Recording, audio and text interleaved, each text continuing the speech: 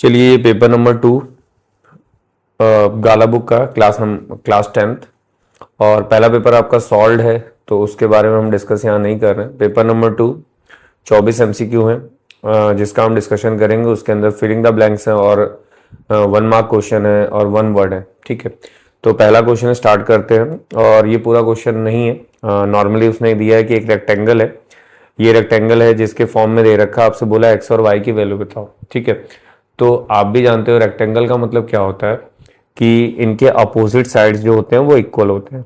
मतलब मैं ये चाहूंगा तो x plus Y is equal to 12 और x minus Y is equal to 8, क्योंकि रेक्टेंगल है। अगर ये रेक्टेंगल है तो इनके अपोजिट साइड्स क्या होंगे, इक्वल होंगे। अब क्या करोगे, ये दो इक्वेशन है, इक्वेशन 1 इक्वेशन 2, इनसे आप क्या कर सकते हो, एज ए एलिमिनेशन लगा सकते हो। ये दोनों कट जाएंगे, क्योंकि प्लस और माइनस है तो साइन चेंज करने की जरूरत नहीं है, डायरेक्टली कटेंगे। x की वैल्यू 20 डिवाइड बाई 2, मतलब ये कैंसिल हो गया, x की वैल्यू 10 आ गई। अब x 10 आ गया तो क्या करोगे, इक्वेशन फर्स्ट में जाओगे, x plus Y equal to 12, ये x की वैल्यू यहाँ रख दीजिए, तो y की वैल्यू आपको मिल जाएगी 12 माइनस 10 इज इक्वल टू 2। तो एक x की वैल्यू आपकी 10 आई है और y की वैल्यू 2 आई है। जो ऑप्शन आपको दिखेगा उसको आप करेक्ट कर ले, तो पहला ऑप्शन आपका करेक्ट हो गया। इसमें आपको नॉर्मली अगर क्वेश्चन देखोगे तो आपको ये वैल्यूज दे रखी है और उसने क्वेश्चन में अगर पढ़ोगे तो मैंने वो सॉर्ट करके लिख रखा है, डिस्क्रिमिनेंट की वैल्यू आपको 1 दे रखी है। ठीक है, तो सबसे पहले आपको डिस्क्रिमिनेंट पता होना चाहिए, जिसका फॉर्मूला होता है B square is equal D is equal to A square minus 4ac, ये होता है डिस्क्रिमिनेंट। सबसे पहले आप देखो एक क्वाड्रेटिक इक्वेशन आपके पास लिखी हुई है, पहले इसको कंपेयर करना आपको आना चाहिए। कंपेयर करने का मतलब क्या होता है, ax plus B X plus C equal to 0। जैसे आप कंपेयर करोगे a की वैल्यू 6 होगी, b की वैल्यू माइनस k होगी और c की वैल्यू 2 होगी। इसके अंदर आपको पुट करना, जैसे आप पुट करोगे, मेरे पास b की वैल्यू माइनस k है, ये 4 है, a की वैल्यू 6 है और c की वैल्यू 2 है। क्वेश्चन में डिस्क्रिमिनेंट की वैल्यू भी 1 दे रखी है। ठीक है, माइनस, अब जिन बच्चों को मैं डील करता हूं उसके हिसाब से इनको मल्टीप्लाई करने में प्रॉब्लम आती है। माइनस माइनस प्लस मतलब ये के स्क्वायर होगा। दो टर्म को मल्टीप्लाई करने पे पावर का एडिशन नहीं होता, मल्टीप्लाई। जैसे आप मल्टीप्लाई करते हो दो टर्म ऐड नहीं होंगे, जैसे बहुत सारे बच्चे हमारे यहाँ 2k लिखते हैं, तो 2k की बात नहीं हो रही बेटा, मल्टीप्लाई होगा तो ये के स्क्वायर हो जाएगा। तो के स्क्वायर माइनस, इनको मल्टीप्लाई कर लीजिए, कितना देगा, इसको इससे मल्टीप्लाई किया, ठीक है 24 और ये 48 को इस साइड लाओगे, जिसको इस साइड लाओगे साइन उसका चेंज होगा, ये ध्यान रखिएगा। तो 49 और k की value under root of 49 means k की वैल्यू प्लस माइनस 7। जो ऑप्शन में प्लस और माइनस 7 होगा हमें वही ऑप्शन टिक करना है। क्लियर, चलिए क्वेश्चन नंबर 2 देखते हैं। 2 कंप्लीट होता है, क्वेश्चन नंबर 3 में उसने क्या पूछा है देखिए जरा। अब ये काफी इंपॉर्टेंट क्वेश्चन जो आपको ध्यान रखना है। इसने बोला 3 टर्म्स है, किसके अंदर है, एपी के अंदर है। अगर कोई टर्म एपी के अंदर है तो AP 3 consecutive term are in AP, okay AP में है, तो अगर वो एपी में है तो हमारा क्या होना चाहिए, कॉमन डिफरेंस सेम होना चाहिए, बराबर है। कॉमन डिफरेंस कैसे निकलता है, second minus first is equal to, अगला अगर कॉमन डिफरेंस निकालोगे तो क्या होगा, थर्ड माइनस सेकंड। ये आपको ध्यान रखना है। ये जो आपका दोनों टर्म जो निकले हैं वो क्या निकले होंगे, कॉमन डिफरेंस निकले होंगे। अगर किसी एक एपी की बात करोगे तो उसमें 2 कॉमन डिफरेंस तो नहीं होने वाले ना, ये भी कॉमन डिफरेंस सेम आएगा, ये भी, इसलिए इसको बराबर कर लिया गया। तो 13 ब्रैकेट ओपन करो, 2k, इसको इससे मल्टीप्लाई किया -1, फिर यहां पे कोई ब्रैकेट आप नॉर्मली इसको ओपन कर लीजिए। अब टोटल क्या आ जाएगा, 12 माइनस 2k, यहां पहुंचोगे 5k माइनस 16, k वाले टर्म को एक साइड ले आते हैं, फिर 12 प्लस 16, टोटल अगर आप देखो तो यहां पे आ जाएगा 7k, क्योंकि इसको उधर लेगा साइन चेंज, ये कितना हो गया 28, k को डिवाइड मतलब 7 से डिवाइड कर लो, कितना आ गया, k की वैल्यू 4 आ गई। 4 ऑप्शन में है, हाँ है, टिक कर लो। ठीक, ये एक इंपॉर्टेंट क्वेश्चन जो समझना है आप लोग को, हर एक पेपर में अलग अलग तरीके से पूछा जाता है या अलग अलग तरीके से। सबसे पहले तो देखिए ये क्वेश्चन बताते बताते वीडियो बंद हो गया था, तो मैं एक बार फिर से रिपीट कर देता हूँ। काफ़ी इंपॉर्टेंट क्वेश्चन है जो आपको ध्यान रखना है।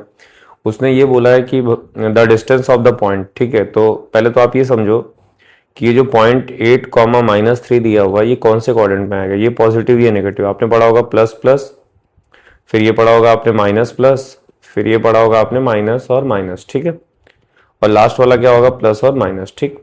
ये एक्स एक्सेस है, ये वाई है, ये एक्स डैश हो गया और ये वाई डैश हो गया। ये पॉइंट है, इसको प्लॉट किया हमने। अब बस आपको ये देखना है कि इसने डिस्टेंस किसके लिए पूछी है। तो उसने पूछा है एक्स एक्सेस के लिए, तो एक्स एक्सेस के लिए पूछा है, मतलब यहां से यहां तक आप गए, ये आपका एक्स एक्सेस हो गया। जब वो एक्स एक्सेस के डिस्टेंस देखेगा तो हम वाई के कोऑर्डिनेट को चेक करेंगे। वाई का कोऑर्डिनेट यहाँ पे कितना है, -3 आपने बोला, ठीक है। बट हमें डिस्टेंस निकालनी, क्या निकालनी है, डिस्टेंस। तो डिस्टेंस क्या कभी नेगेटिव होगा, तो आप बोलोगे नहीं। तो डिस्टेंस अगर नेगेटिव नहीं होगा, मतलब जहां माइनस है वहां आपको क्या करना होगा, प्लस करना होगा। तो कौन सा ऑप्शन आएगा, +3। कभी कदार हो सकता है -3 भी दिया हो, तो बट -3 को आपको टिक नहीं करना क्योंकि उसने डिस्टेंस पूछी है। चलिए, ये क्वेश्चन भी सेम कहानी, वीडियो चालू हो गया था, मतलब बंद हो गया किसी कारणवश, कोई बात नहीं, अपन फिर से समझा देंगे, कोई दिक्कत नहीं। देखो यार, इसमें दिया है ए बी कितना है, 20 है, और ये ए दे रखा है कितना है, 30 है, और ए बी निकालना है, ए सी निकालना, ठीक है। एंगल यहां से दे रखा है, तो मेरा कहने का मतलब होता है जहां से एंगल दिया हो अपने आप को वहां खड़ा कर लो। सामने वाला जो दिखेगा वो ऑलवेज क्या होगा, परपेंडिकुलर। 90 के सामने वाला ऑलवेज क्या होगा, हाइपोटेनस, और ये जो बच गया वो बेस होगा। उसने मुझसे पूछा मुझे ए बी चाहिए, तो ए बी बेटा कहां पे, यहां पे है, ए बी यहां पे है। तो ट्रिग्नोमेट्री ऐसा कौन सा रेशियो जिसके अंदर परपेंडिकुलर आता हो, क्योंकि ये मुझे चाहिए या ये मुझे दिया है तभी मैं ये निकाल पाऊंगा, तो इसलिए मुझे ये तो लेना ही पड़ेगा। तो क्या होगा, परपेंडिकुलर बाय बेस। परपेंडिकुलर कितना है, BC, और बेस कितना है, AB। अब यहां पे एंगल कितना दिया, 30, 1030 की वैल्यू 1/√3, ये क्या हो गया, 20/AB। क्रॉस मल्टीप्लाई कर लो, तो आप देखोगे तो यहां पे ये दो ऑप्शंस दिख रहे हैं जिसके अंदर 20√3 है। तो हम ऑप्शन पे अभी भी टिक नहीं कर सकते, आप जाएंगे एसी पे। एसी निकालने के लिए, एसी मतलब हाइपोटेनस, तो आप ऐसे दो ट्रिग्नोमेट्री रेशियोज को यूज करो जिसके अंदर पी और एच आता है। आप चाहो तो बी को भी इन्वॉल्व कर सकते हो, बट जो पहले से दिया मैं उसी को ले रहा हूं।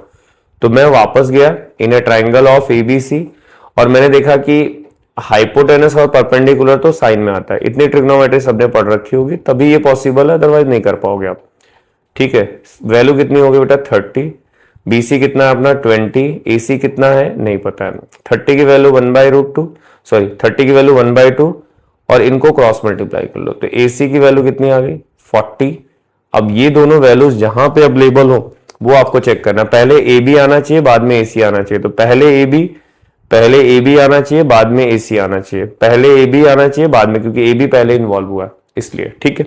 चलिए next question, most important question है। पेपर किसी न किसी सेट के अंदर या किसी स्टैंडर्ड या बेसिक के अंदर आपका रहेगा। हम जो डिस्कस कर रहे हैं यहाँ गाला बेसिक वाली कर रहे हैं।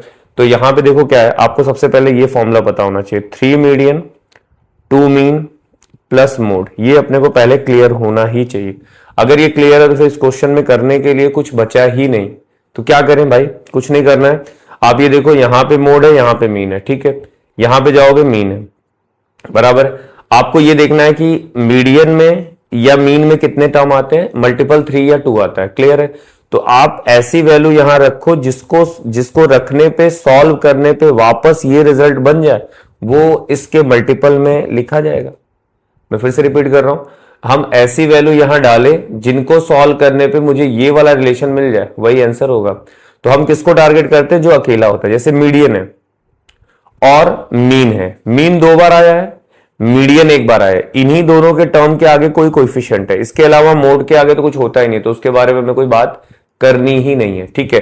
तो मैंने देखा, अब फिर क्या करेंगे, जो 2 बार है उनको नहीं लेंगे, जो अकेला है उसके कोएफिशिएंट पे जाओगे। तो मैंने मान लिया यहां पे 3 आएगा, बट आप बोलोगे हम कैसे मान ले, तो ठीक है, इसको सॉल्व करके दिखा देता हूं आपको। मोड को Z लिखते हैं, मीन को X लिखते हैं, X बार, फिर यहां 3 लिखा, मीडियन को M लिखोगे, मीन को X बार लिखोगे। अब इनको सॉल्व करके देख लो बेटा, मेन रिजल्ट आना चाहिए, मेन रिजल्ट आना चाहिए, ठीक है। अब क्या करोगे, minus plus 3x bar is equal to 3 median, is equal to 3 median. और यहां पे अगर मैं नॉर्मली देखो तो इसको भी यहीं रहने दो, ठीक है। अब क्या करोगे, मेरे पास जो रिजल्ट आता है उसके हिसाब से मेरी जो वैल्यूज है, बस इसमें से इसको माइनस कर लो, तो कितना आ जाएगा 2x is equal to 3 median. Main result मिल गया, मेन रिजल्ट मिल गया मतलब इसको सेटिस्फाई होगा, तो अल्टीमेट यहाँ पे क्या होना चाहिए 3 ही होना चाहिए। तो इस क्वेश्चन को सॉल्व करने के लिए आपका सबसे पहला सिस्टम ये होना चाहिए, देख लो कि जिसके आगे कोई नंबर है वो कितनी बार है। अगर 2 बार है तो उसको नहीं छेड़ना, जो अकेला है उसको देखना। तो उसके आगे क्या था, मेन फॉर्मूले में 3 आता था इसलिए 3 लिख दिया। अगर मान लो यहाँ पे मीन लिखा होता, यहाँ पे मीडियन लिखा होता, तो मैं किसको टारगेट करता, फिर यहाँ पे मैं जो अकेले वाले टर्म है उनको टारगेट करता है। तो अगर ये रिजल्ट बन जाता है तो ये वैल्यूज के लिए सेटिस्फाई है। ठीक है, चलिए नेक्स्ट क्वेश्चन, क्वेश्चन नंबर 7।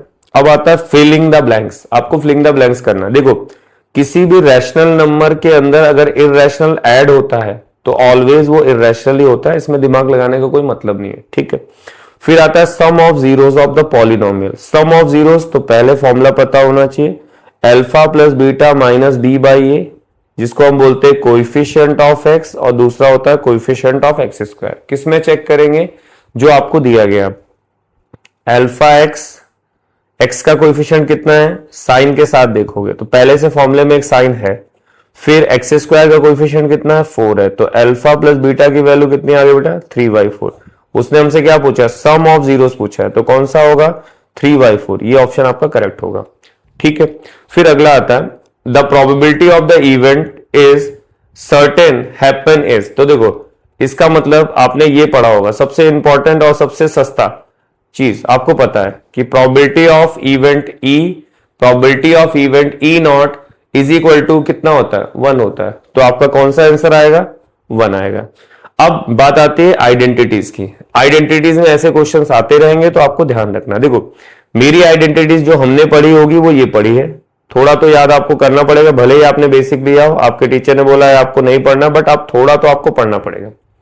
ठीक, अगर मैं इसको लिखूं, अगर जो, तो मैं हम लोगों ने ये पढ़ा है कॉसेक माइनस कॉट स्क्वायर की वैल्यू 1 होती है। ठीक है, बट इस क्वेश्चन में उल्टा लिखा है। उल्टा लिखा मतलब क्या होगा कि आपने इसको ऐसे कर लिया।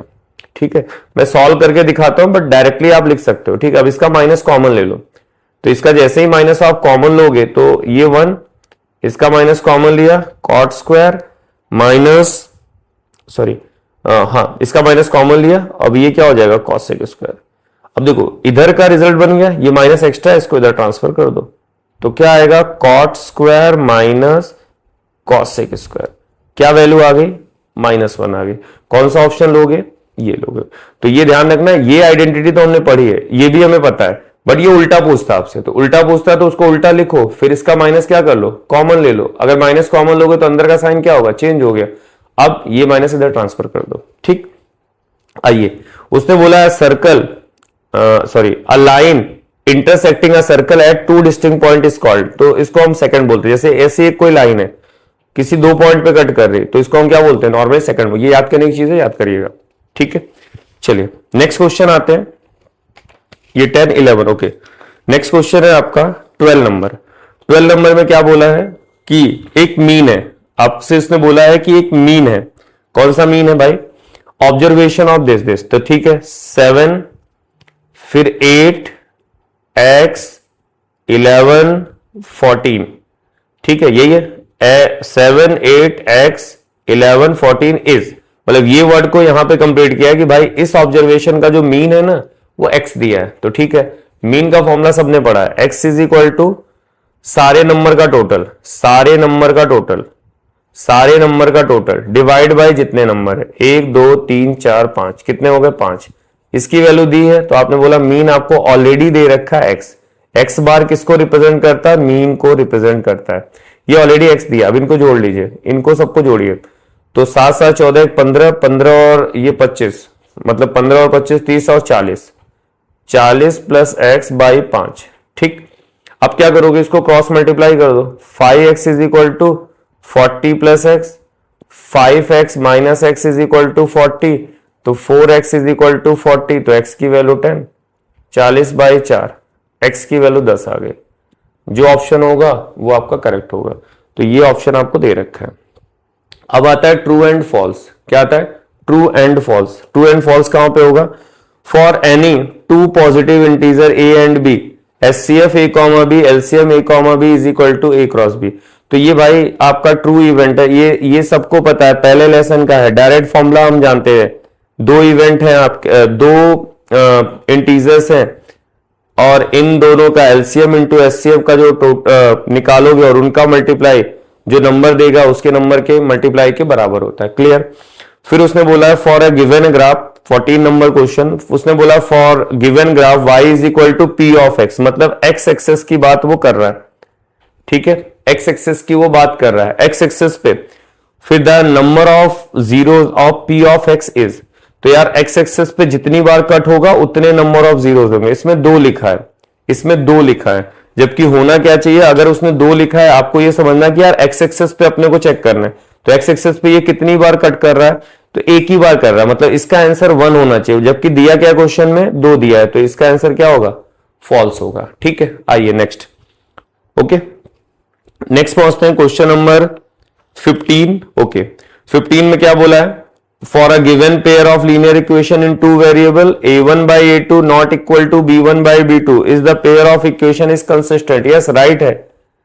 ये तो आपको स्टार्टिंग में जब साल स्टार्ट होता है तभी से टीचर चिल्लाता है भाई इसके नाम कंसिस्टेंट, या फिर उसने बोला होगा यूनिक सोल्यूशन, या फिर उसने बोला होगा इंटरसेक्टिंग पॉइंट, तो ये वही चीज है, तो कंसिस्टेंट। यस, ये ट्रू है।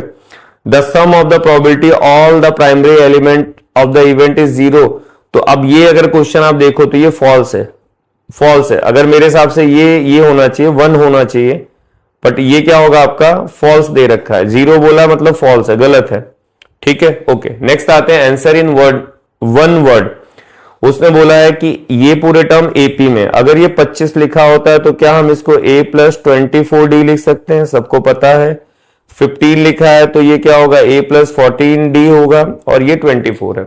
अब देखो 25 अगर किसी को नहीं पता है भैया, तो ये a plus n minus 1 into D, a की value 25, a plus 25 minus 1 into D, a 25, a plus 24d, खत्म। अब तो लिख सकते हो ना, तो जो दिया होगा उससे एक कम कर दो, इसमें कितना दिया था 15, उससे एक कम कर लो। अब क्या करोगे, a plus 24d minus a 14d is equal to 24, कौन से टर्म कट गए, ये कट गए, 10d इज इक्वल टू 24। ठीक है, अब इसको जरा कैलकुलेट करके देखो, कैलकुलेट करने का मतलब क्या हुआ, 10 24 ये डिवाइड बाय 10 मतलब 2.4, ये अगर आंसर दिया होगा तो ये आपका होगा, नहीं तो 24 को कट करके आप लिख सकते हो 12/5, वो आप देख लेना क्या दिया है। ठीक है, चलिए नेक्स्ट आते हैं क्वेश्चन में। एक साइक्लिक क्वाड्रिलेटरल है, ओके, एक साइक्लिक क्वाड्रिलेटरल है, मान लेते हैं कोई ऐसा एक क्वाड्रिलेटरल बना लेते हैं रफली ABCD। ठीक है, साइक्लिक क्वाड्रिलेटरल के अपोजिट एंगल का टोटल 180 होता है, तो ठीक है, angle A plus angle C is equal to 180। उसने बोला है एंगल ये 5 है और ये 7 दे रखा है, दोनों आपस में बराबर हैं, तो क्लियर है कि ये दोनों आपस में बराबर है। तो मैंने क्या किया, अगर मैं मुझसे उसने पूछा एंगल A की वैल्यू निकालने के और तरीके भी हो सकते हैं, बस मैं यहां पे ये कर रहा हूं कि यहां से मैंने C की वैल्यू निकाल ली, किसकी, C की। कैसे निकालेंगे, C की वैल्यू निकालोगे एंगल C की, तो ये 7 जो होगा नीचे डिवाइड आ जाएगा, जहां जहां C है उसको इससे रिप्लेस कर दो, तो angle A 5 angle A divide by 7 is equal to 180। अब क्या करोगे, एलसीएम ले लो, तो 7a इसके नीचे 1 लिखा, फिर 5 angle A divide by 7 is equal to 180।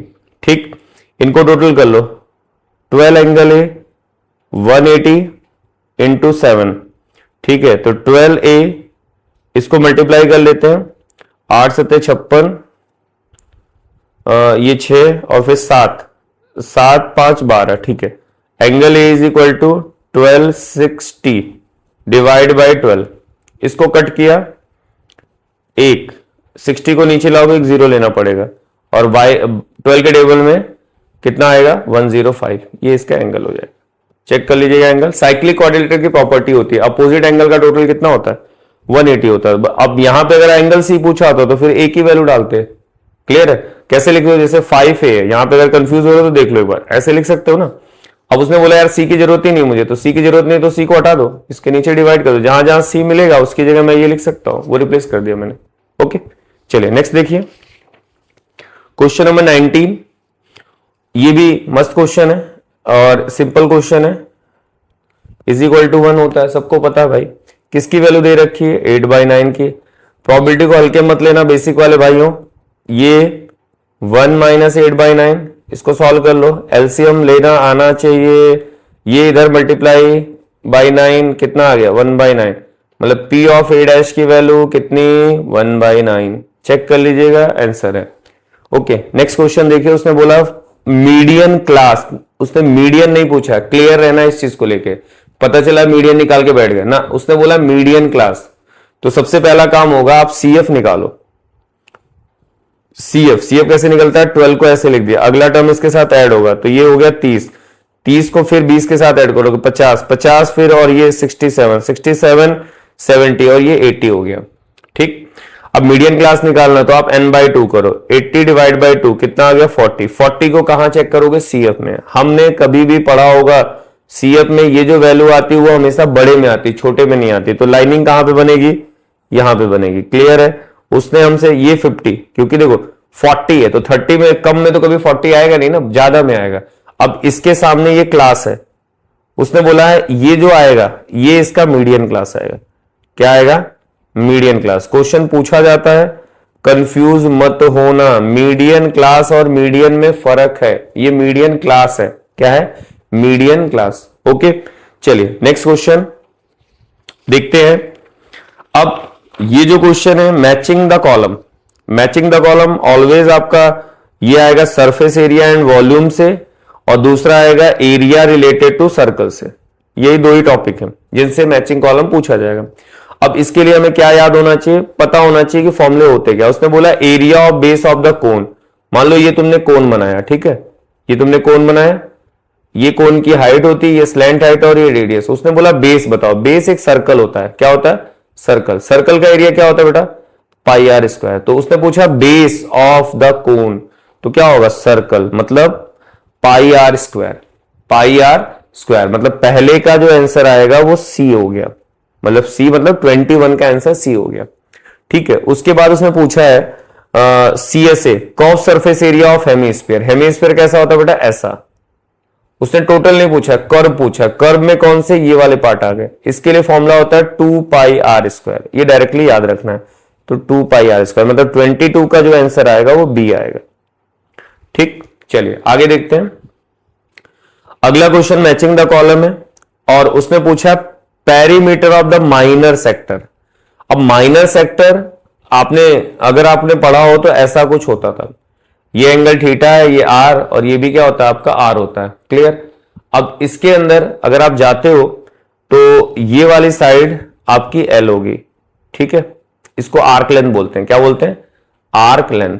ठीक है, उसने क्या पूछा है कि पेरीमीटर ऑफ दिस, तो पेरीमीटर का मतलब सारी साइडों का प्लस, आर और आर, और अगली साइड क्या है? एल, इनको जोड़ लो। क्या आ गया? 2r + s। कोई ऑप्शन है? तो है, इसको इसके साथ मैच कर लो, मतलब 23 का सी आंसर होगा। क्लियर? अब नेक्स्ट आते हैं। नेक्स्ट क्वेश्चन क्या बोला उसने? Area of minor sector. देखो एक तो होता था सेक्टर, उसको माइनर भी बोल सकते हो, माइनर सेक्टर πr² θ/360, बट यहां पे वैसा कोई ऑप्शन है नहीं। फिर एक याद करो, आर्क लेंथ होता था। आर्क लेंथ वो क्या होता था? πr/180। आर्क लेंथ को कभी कभी एल से भी डिनोट करते थे। ठीक है, तो अब इस ऑप्शन को बनाने की कोशिश करते हैं। देखो इसको अगर हम जाके देखें, इसको समझना है, इस वाले पार्ट को और इस वाले पार्ट को एक बार मैच करने की कोशिश करते हैं। πr/180। ठीक, बच क्या गया? r/2। ऐसे लिख सकते हैं, क्योंकि इसको इससे मल्टीप्लाई करोगे तो r² आएगा। मतलब माइनर सेक्टर का फॉर्मूला होता है πr² θ/360। तो हमने कैसे उसको कर दिया? πr/180 को साथ में रख दिया, r/2 को अलग कर दिया। अब ये जो है वो किसका फॉर्मूला है? तो आपने बोला आर्क लेंथ का है, तो इसकी जगह l लिख सकते हैं, और ये r/2 है। अब ऐसा ऑप्शन उन्होंने बना के दिया आपको। क्या लिखा? 1/2 l × r। अब ये ऑप्शन जहां दिखेगा उसको टिक कर लीजिए। तो इसका मतलब जो 23 का सी है और 24 का क्या होगा? आपका बी होना चाहिए। ये आपका आंसर है। ओके, आई होप कि ये 1 मार्क के क्वेश्चन आपको समझ में आएंगे। Thank you.